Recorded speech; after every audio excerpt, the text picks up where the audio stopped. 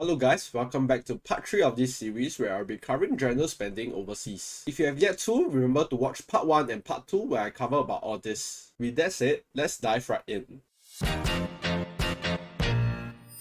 Today, we will be looking at spending abroad, specifically the best way to manage your finance overseas. I will look at the pros and cons using multi-currency card versus cash and how I use different multi-currency cards for different purposes. Most question people will have by now is, why should I use multi-currency card instead of cash? What is the difference? First of all, by using a card, you don't have to carry so much cash with you. You just need to bring one card or maybe even your phone with Apple, Google or Samsung Pay. Number 2, by using a card, it gives you a better exchange rate than using cash since digital transaction has higher volume and lower overhead costs. And lastly, security. If you lose your cash, they are gone forever. But if you lose your card, you will be able to disable the card via their application. But of course, with that said, if you lose your phone, it's pretty much the same as losing your cash. However, this doesn't mean that you shouldn't bring cash. Since not all places accept card, having some cash with you is still very important. In Singapore, there's a lot of multi-currency cards. You have Instagram, Amaze, Revolut, Trust, and even more. If you have never heard of them, don't worry about it, as today I will go through when and why I use different cards for different type of trips. First of all, to give some context, if you were to use a normal debit or credit card overseas, you are actually being charged 2 to 3% for the foreign currency conversion. That's the reason why you shouldn't use this card overseas, but instead use a specialized multi-currency card. If you are going somewhere for a few days and you don't care about the exchange rate, I would recommend using the Trust card. Since Trust is a bank, you just need to ensure that you have money in the bank and use it at your destination. After you come back from your trip, you can always transfer the money from your Trust bank to another bank account. The Trust card is really fast free. This is why I would recommend this card if you want something simple and easy to use. And getting the best rate is not a concern. But this doesn't mean that the Trust card rate is bad. It's pretty close to what you see on Google. Next, if you are traveling somewhere for a longer duration or it's a place that you frequent often, using cards such as Revolut, Utrip or iChange might be better since it allows you to change your currency at the preferred rate. This also gives you a sort of budget to work around with if budget is your concern. But what is the difference between these three cards? iChange gives you the best rate compared to Revolut or Utrip. Revolut has surcharge if you change money on the weekend, so try to avoid that. However, in terms of usage, I would prefer to use Revolut or Utrip. Since on my recent trip to Korea, I have a bad experience with iChange not being able to work for some of my transactions overseas. Between Revolut and Utrip, I would prefer to use Revolut since I'm able to take the money out of Revolut if needed via bank transfer. For those that wish to earn their credit card rewards, then the only card for you will be the Instagram Amaze card. But I personally wouldn't use this card because you're actually paying more for the rewards. Instagram Amaze charge you about 2% for their foreign currency exchange. This is lower than what the bank is charging you, but I feel that rewards should be earned and it's not something that you buy with. Hence, this is why I don't really recommend using the Instagram Amaze card. Using a card is one thing, but what if you run out of cash? The good thing is most of the multi-currency card allows you to withdraw money for free at overseas ATM. However, this is dependent on the bank ATM itself if they were to charge any fees. To withdraw cash from overseas ATM is usually quite simple depending on the country you're at. You just have to follow the instruction on the ATM to do a withdrawal. For withdrawal purposes, the Trust card allows you to withdraw for free on Visa ATM. You just have to look out for the Visa logo on the ATM itself. Utrip allows you to withdraw up to $400 per month, and for Revolut, you can withdraw up to $350 or 5 withdrawal in a month. The iChange card and the Amaze card charge a fee for withdrawal, so I wouldn't use that. If you are traveling overseas, I would recommend you to bring the Trust card with you since it allows you to withdraw money with no limit on Visa ATM. If you still don't know what card is the best for different destinations, just to give an example, if I were to go Malaysia, 99% of the time I will just use the Trust card since it's fast, free, easy and I don't have to think too much into it. If I'm going somewhere nearby like Bangkok or Vietnam, I will most likely also use the Trust card as well. On my recent trip to Korea for about 10 days, I used the iChange and Revolut card. Since I'm going there for a longer duration, I can change the currency for a more preferred rate. This also gives me a budget to stick around with. So in summary, using a multi-currency card make it easy for you to manage your finance and get a better exchange rate. However, this doesn't mean that you shouldn't bring any cash, as cash is still important. Different card has different use case. If you are going for a short trip, Trust card is straightforward. For a longer trip, Revolut, Utrip or iChange offer a better rate. But do remember about the weekend surcharge and withdrawal limits. If you have any question or you need recommendation on what card to use, you can leave a comment down in the description box box below. If you don't own any of these cards, you can use my referral code to sign up with them to get additional rewards. If you want a more detailed breakdown, you can take a look at my other videos on the best card to use overseas. Other than that, in the next episode, I will break down how I plan, budget and spend overseas, so you get to see a behind the scenes. With that, I will see you in the next one. Bye bye.